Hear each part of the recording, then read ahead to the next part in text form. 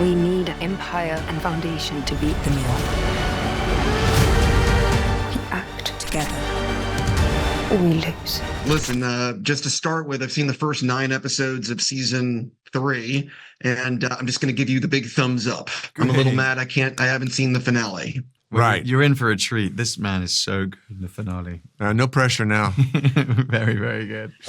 So one of the things, though, that I found so interesting about season 3 is the way it pulls back and reveals new information about the first 2 seasons. And I'm just curious, how much of that information had you been told while making the first 2 seasons? And how much was it sort of like you're learning as you're reading the scripts for this season? I think it's a combination of both. A little bit of combination of both. Yeah. I mean, some of what went before we knew was happening, but then all of a sudden you get this exposition that in the script in season 3 going, oh, we're referencing that. Yeah. So yeah, to Cassian's point. It depends. I think David Goyer, our showrunner, was so good at just giving us the information when we needed it. I think to an extent, if we go into a scene and we have writers telling us, well, this will mean something in X season, or this will mean something from that season, it doesn't necessarily help you play the scene that's in front of you.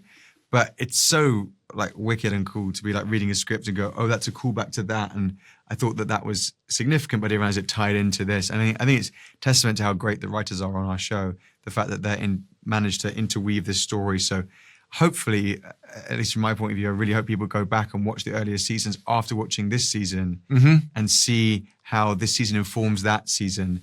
I think that's just a fun thing to do, yeah.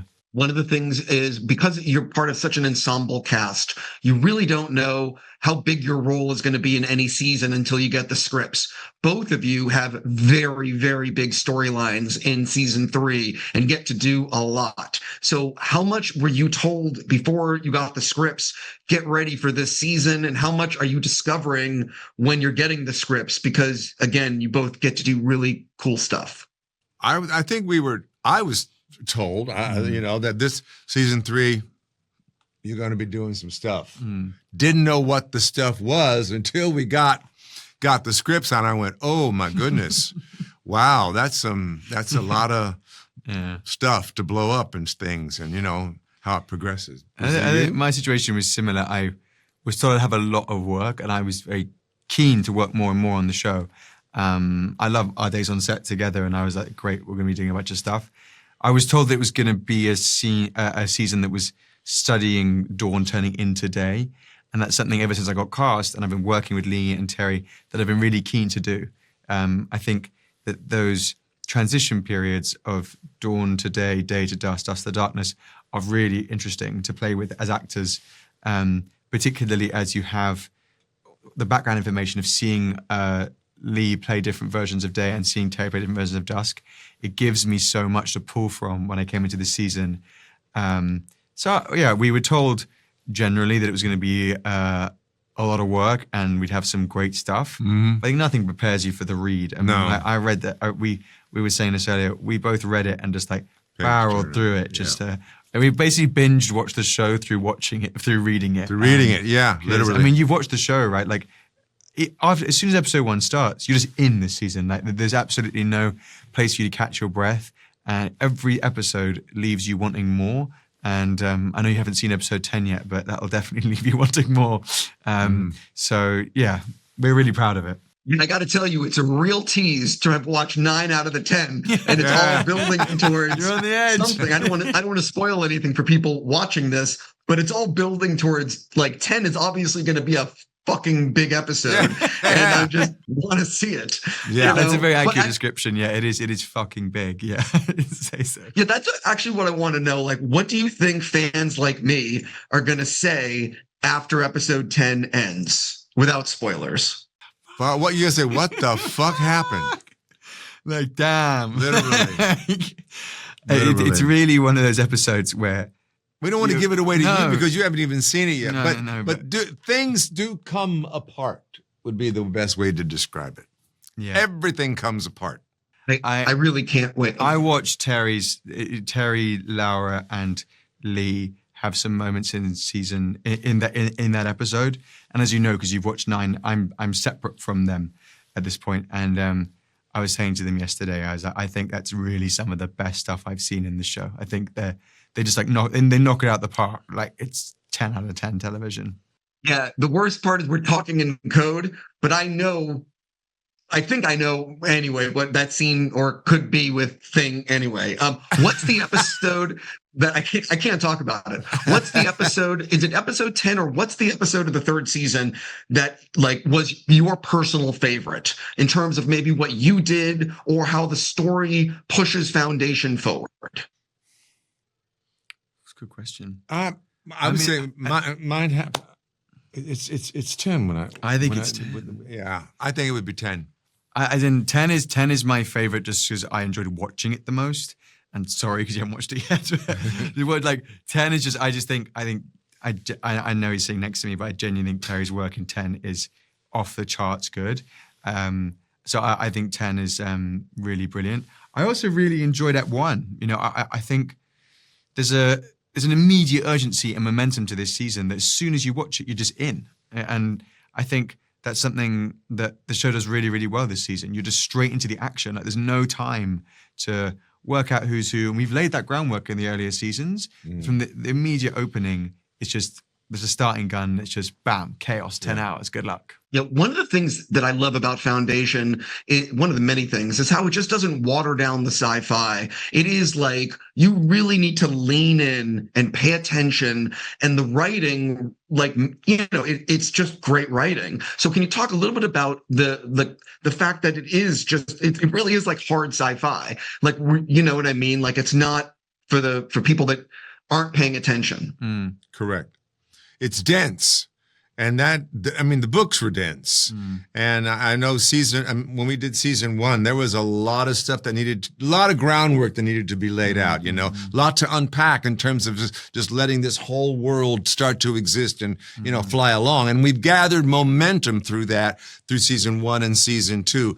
The sort of tough thing apart is that we have to wait so long for each season to come out. And you go back and you have to watch a little bit of it, but you can speak more to that sort of how dense it is when you get into what I would say about this season is that we always knew making this show that we were very ambitious with our goals, which is to build enormous world. And I think we're already operating on I don't even know at this stage how many planets there are.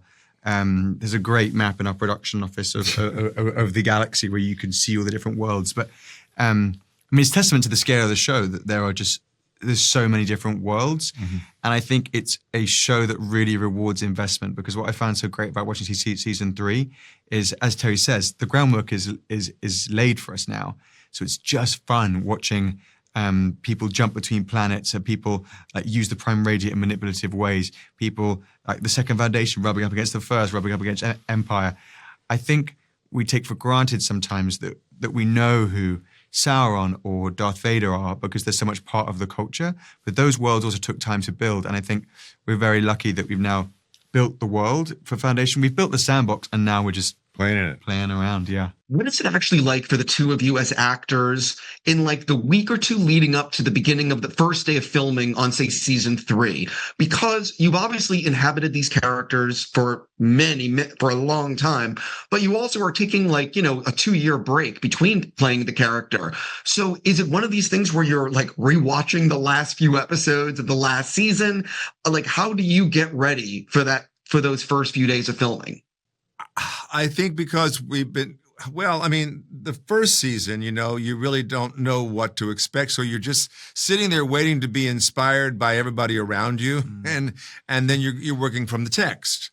And you're bringing yourself to it. That's all you can do with something like this. Because when you're playing characters that are clones, but we're brothers, but we're not brothers, we're clones of each other, and we have mannerisms that are the same, our DNA is quasi the same, and then and by the way, the next season we jump 152 years, but you're still the same clones. And so there's some aspects of it you just really can't apply to yourself as who I am in the character.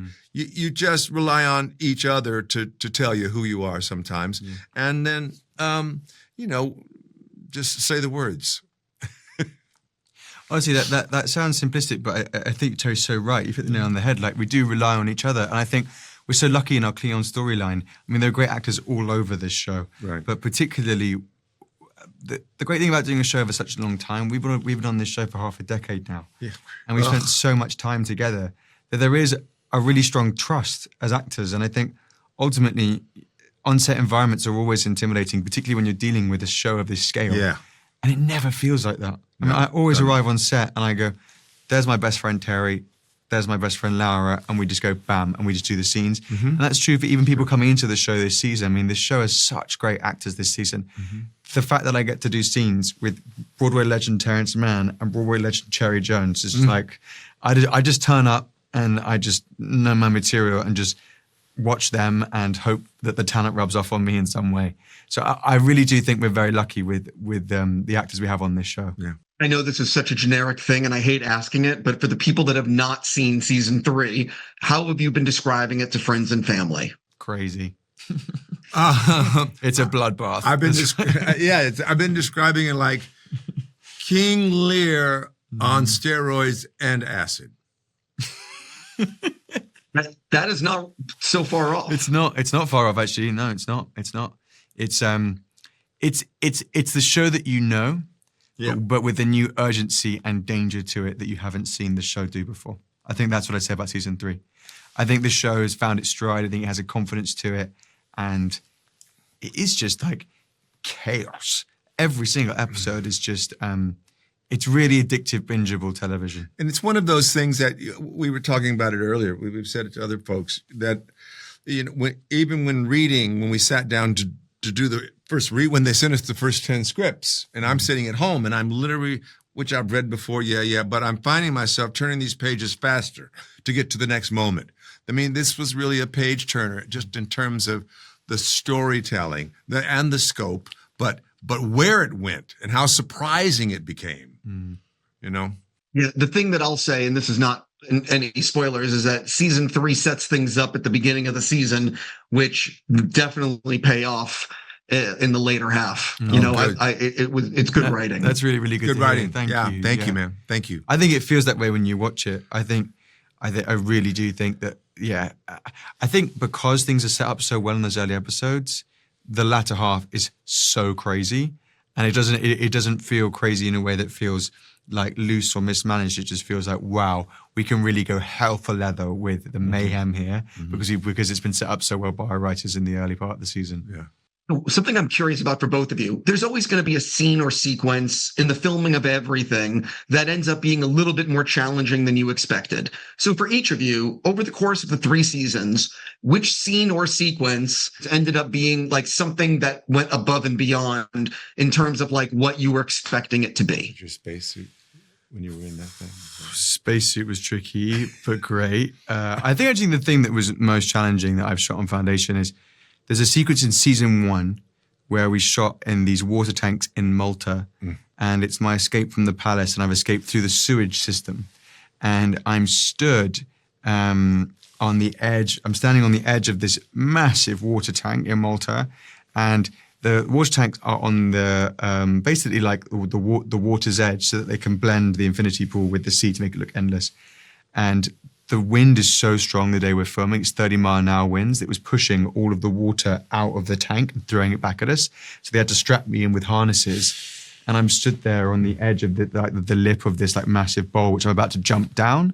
And I'm just stood there trying. I had to stand at like an angle so that I wouldn't be blown over, even though I'm strapped in.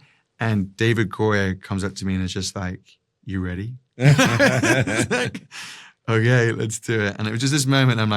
I'm stood here in a country I've never been to, in this crazy wind. It's freezing cold as the water. The guy that made Batman and Superman is shut in my ear. Let's just do it. Love it. That was a really difficult night, but it was sort of one of those foundation nights of like, this is a hard shoot, but we felt very united on set. And I watched that sequence now, and I'm so proud of it. Yeah. And I think it really delivered. So that's probably the hardest thing I've done physically, but still great. Amazing memory. What about you, Terry? Mine was a little not as physical or wind or water blown. Mine was one day it may have been over 2 days, but I had to play Cleon the first. Oh yeah. Then I had to play the makeup. Cleon, and then I had to play Cleon the 17th, having a conversation with Cleon the first, and then I had to play Cleon the 21st, having a conversation with Cleon the 17th. And the makeups were all different for all of those. Also, just understand which character you were at each point. Yeah, it's a lot. and I kept having to say, "Who am I now? Which way are we doing this now?" That was really a long day of a lot of makeup, and then basically being the same person, but not. It was subtle enough to make it confusing a little bit. I have to go. It's funny, I'm in Malta right now, of all No way. places. Oh, And Go to I'm the just water gonna say, tanks. yeah. I know those water tanks, but They're amazing. I need to go. I'm out of time. I'm just going to say I really, really hope it gets great ratings so you can do another season. Thank you for your time. Thank you. Thank you so much. Great questions. Thank you so much.